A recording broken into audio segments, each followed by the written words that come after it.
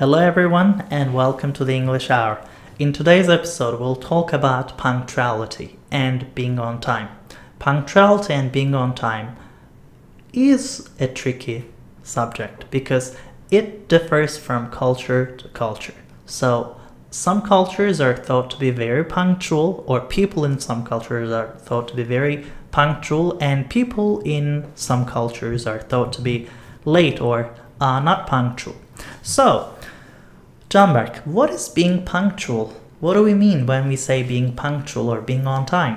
Well, I think, if we want to look at it from a very general perspective that would be applicable to all of the specific contexts that we find the use for this word, I think I would phrase it as catching up with life, really. Like being on time means catching up with the speed of life as it stands. I think that's too general. Yeah, well, what I mean by this is punctuality. When we think about punctuality, the first thing that comes to mind is professional environments. Sure. Like you want to be punctual for your work, you want to be spot on, you want to be on time for your deadlines and all of these things. That's true, but also I think it applies to your personal life, because definitely does.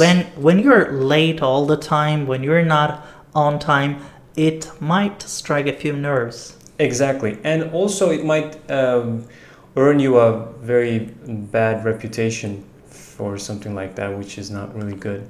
You don't want to be notorious for being late to everything. Yeah, I think being punctual has a positive connotation, right? Being It does. prompt, punctual, being on time. I agree. As you said, it strikes an image of professionalism. So, like, punctuality is, I think, is in line with professionalism, but it Discipline? does not, discipline, but it should not necessarily be limited to professional life. It can also Definitely. apply to personal life, because like we have appointments, we have like meetings, we have parties, we have maybe birthdays and other things, or like outdoor activities that we plan with our loved ones. And when we're constantly late, when we're not on time, it might really disturb people. Exactly.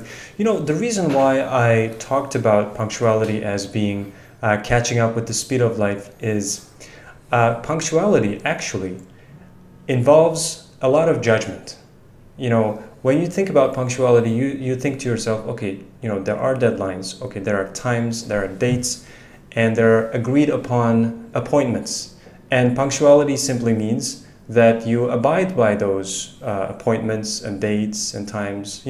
It's just simple maths, right? 9:30, you have an appointment at 9:30. If you're there at 9:29, okay, you're on time. Something like that. But actually, punctuality really goes beyond that, because if you think about it, punctuality involves a lot of judgment. Being too early for something is not being punctual either. Just like being late, if you're too early for something, there are a lot of cases where being too early is not really productive at all. That's true. So it's a judgment call. That's true. If you go to a party, like a simple example, if you go to a party, if you go too early, you're going to be left stranded. Like there will be no people, and you're going to be just waiting for people to come in. And it might be a waste of your time. It's a waste of your time. So you have to really think about this. So I think that's one of the reasons, I think, why punctuality is thought of as a positive trait, and also gives you this aura of professionalism, because it means that you are thinking through things. Like you really care, and you put a lot of effort and attention and thought into what you're doing. So if you're on time for something, okay, you're responsive. All of these adjectives come flooding in when something like that happens. So. That's true. Well, I think punctuality has different meanings or different connotations in different cultures. So generally, I think there is an expectation that the Western culture tends to be more punctual, whereas the Eastern culture tends to be more loose or relaxed when it comes to punctuality. So, do you agree, or would you agree with such a statement? I think it's too general and too stereotypical to be accepted by anyone in this postmodern world that we're living in, really. I mean, it sounds almost like the Orientalist stereotypes and judgments created by the previous century. Actually, That's true. So I think I wouldn't take anything like that at face value. At the same time, I think there are certain things in our culture and in all cultures, I'm not naming any names, that there are certain elements, there are certain components of how life works in a culture. Sure. That affects how punctual members of that culture can be, or how punctual they can be based on certain parameters of punctuality. So it really depends on, for example, let me give you a simple example. Sure. We pray, Muslims, right? We pray 5 times a day, typically. I mean, not all Muslims do that, but some Muslims prefer to do that. And there are a lot of people actually do that. So when you pray 5 times a day, that means you're going to wake up at a very early hour, before the sun rises, basically. And then throughout your day, these prayers are structured so that you can become aware of your time. So this is a very interesting method, actually. It's a built-in method to be punctual, or to raise your awareness of time and where you are in the context of time. Time tracking. Time tracking, right? So this is, if you do it this way, then it is a little looser, it is a little more lax if you think about it, than like structuring your time hour by hour, minute by minute. But if your job, your life requires it, then that would be the way to go. But in terms of human condition, nobody is that disciplined, or nobody can be sane and be that disciplined at the same time. Or sure. Maybe not nobody, but they're outliers. Sure. I think you mentioned an important aspect when you talked about the culture and the country with regards to punctuality, because you might want to be punctual or on time, but if the system, if the general framework or the country or the society is not punctual, if things do not happen on time, for example, you want to be punctual, you go to the bus stop on time, but then you wait for the bus for 20 minutes, 30 minutes, then it's not, you don't like being punctual. I mean, you want to be punctual, but the You're being punished for being punctual. Yes, you're being punished for being punctual, and the circumstances force you to lose your punctuality. So that's one thing, but that's a good point. I think it's easier and it's more, I think, encouraged and favorable to be punctual in a system or in a culture that is generally prone to punctuality. But it's difficult to be punctual in a system or framework or in a society that does not work in harmony and that does not respect being on time. That's a good point, I think, because it is part of our social learning, definitely. So if we're going to be punctual and if we're going to benefit from being punctual, all of us have to come together and rise, above a certain standard. And this really brings up another interesting point. So, I was thinking about being punctual and the role of culture. It's not really about the grand culture or the grand scheme of things. For example, you might have 2 groups of friends. So one group might be more sensitive about punctuality, and the other group might be less sensitive. Maybe you feel more close to them, or maybe you don't really care. So you might be very punctual in your dealings with one group, and you might be very not punctual That's right. in your dealings with the other group. For example, you might be very punctual at work in a professional setting, but you might be not punctual in your daily life. So that can happen, or it can work the other way around. Definitely, I totally agree. Going back to the example that I gave, I realized that the example about Muslims praying and how we structure time, it's really very, very general, in the sense that it's it's interesting information. That's what it is. I was really intrigued when I found out that past generations would use prayers and worship in that sense. They would structure their day, after the prayer, the first prayer, for example, they would go out maybe and start work, and they would use that productive time, which happens to be a very productive time, early morning. And then after the after the noon prayer, you have all of this productivity and energy and stuff like that. So it's like it's great to have that strategy built in a very grand cultural common denominator. But that's really not how life works. Muslim, non-Muslim, it really doesn't matter. Any culture, any faith.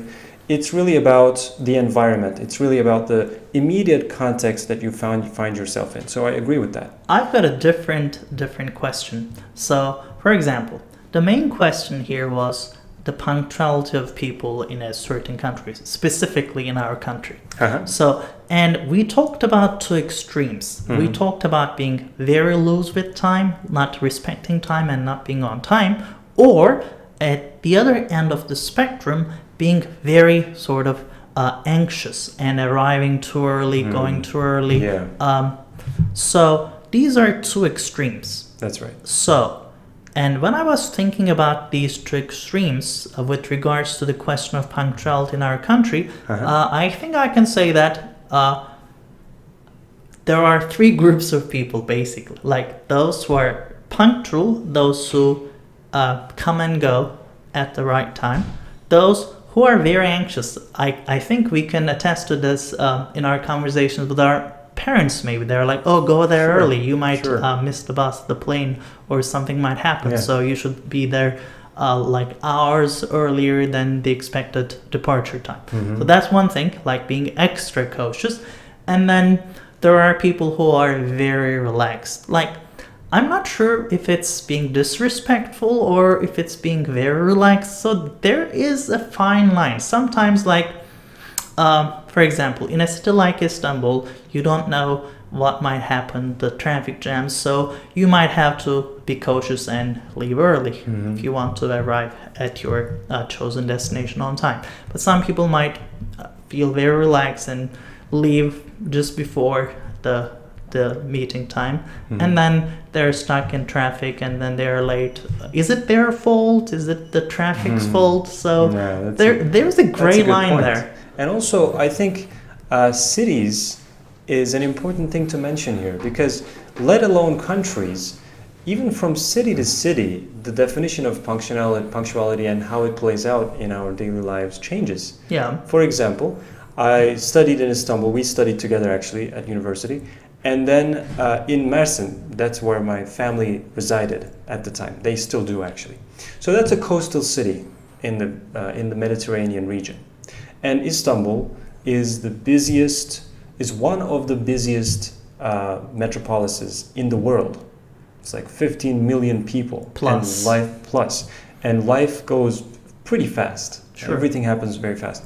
So I lived for about a decade in Mersin and came to study in Istanbul, and everything was like super fast for me in the beginning. And then I kind of had to adapt, because I mean, if you don't adapt, you basically can't survive. That's true. Survival of the fittest, whatever. So you have to, I mean, it's like 3-lane roads that you have to basically just run for your life to cross. Like there are situations like that. If maybe the overpass is extremely, far away and you can't do anything about that. You go with the flow, and you have to, if you want to survive, you got to be fast.